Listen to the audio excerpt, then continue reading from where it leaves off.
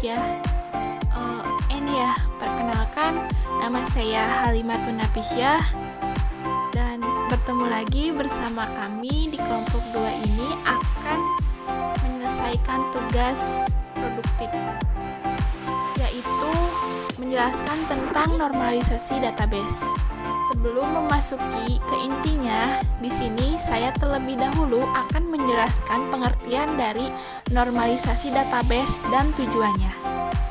Normalisasi adalah proses pengelompokan atribut data yang membentuk entitas sederhana, non-redundan, fleksibel, dan mudah beradaptasi sehingga dapat dipastikan bahwa database yang dibuat berkualitas baik.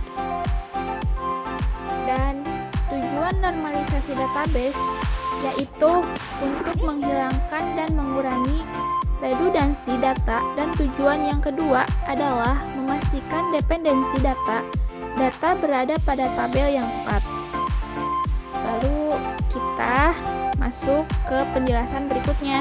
Cekidot. Bentuk tidak normal atau unormalis merupakan kumpulan data yang direkam tidak ada keharusan dengan mengikuti suatu format tertentu. Pada bentuk tidak normal terdapat repeating group atau pengulangan grup, sehingga pada kondisi ini data menjadi permasalahan dalam melakukan manipulasi data, insert, update, dan delete, atau bisa disebut anomali. Seperti yang ada di sini, ini merupakan bentuk anomali yang tidak memiliki suatu nilai atau masih memiliki nilai ganda. Bahwa sebuah faktur yang dicatatkan ke dalam tabel akan membentuk yang seperti ini. Nah, sekarang kita akan melanjutkan normalisasi ini ke dalam bentuk normal 1 atau 1NF. Apa itu bentuk normal pertama? Bentuk normal pertama yaitu suatu keadaan yang membuat setiap perpotongan baris dan kolom dalam relasi hanya berisi satu nilai saja. Dan untuk membentuk 1NF perlu dilakukan langkah-langkah menghilangkan atribut-atribut yang memiliki nilai ganda. Kita lihat tabel yang sudah kita buat di sini yang terlihat bahwa untuk nama toko yang terisi ada 1 baris, sementara total barisnya ada 3. Berarti yang saya tunjukkan ini belum berisi data. Ini juga belum. Ini juga belum. Ini juga belum. Ini juga belum. Ini juga belum. Ini juga belum. Dan ini juga belum. Nah, oleh karena itu, kita harus mengisi setiap perpotongan baris dan kolom ini dengan data. Bagaimana caranya? Kita tinggal masukkan data yang harusnya ada. Misalnya, nama toko untuk baris kedua ini adalah untuk nama barangnya UC Orange.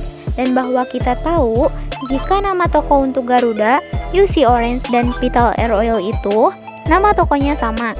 Jadi, kita tinggal masukkan data yang sama. Ini juga, ini juga, ini juga, ini juga, ini juga, dan ini juga, dan yang ini juga. Dan ini adalah tabel yang sudah berisi data satu nilai. Tabel ini dinamakan bentuk normal pertama. Kenapa? Karena setiap perpotongan baris dan kolom sudah memiliki satu nilai. Tadi aturannya adalah perpotongan baris dan kolom hanya berisi satu nilai. Kemudian yang kedua adalah menghilangkan nilai ganda. Misal, tadi di sini tidak ada datanya dan nama toko ini tadinya dimiliki oleh Garuda, UC Orange, dan Vital Air Oil. Ketiga field ini, dia memiliki nama toko yang satu ini. Yang ini kosong, kosong. Nah, ini dikatakan bahwa tabel masih memiliki atribut yang bernilai ganda. Seandainya ini diisi, maka tabel tersebut sudah tidak memiliki nilai ganda.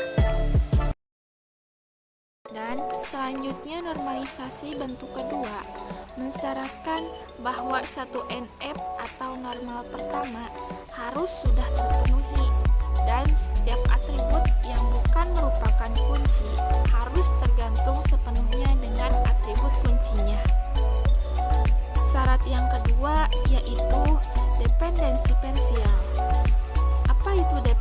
parsial, yaitu suatu atribut Y dikatakan memiliki dependensi parsial terhadap X apabila memenuhi dua kondisi, yaitu yang pertama, Y adalah atribut non-kunci primer dan X adalah kunci primer.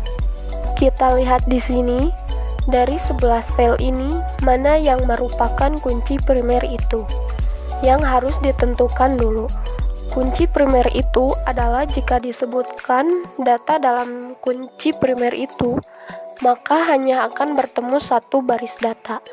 Dari seluruh baris yang mungkin ada, misal seandainya B963, nomor bond adalah kunci primernya.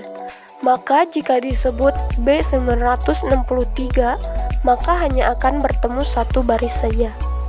Yang kedua, Y memiliki dependensi terhadap bagian dari X, tetapi tidak terhadap keseluruhan dari X.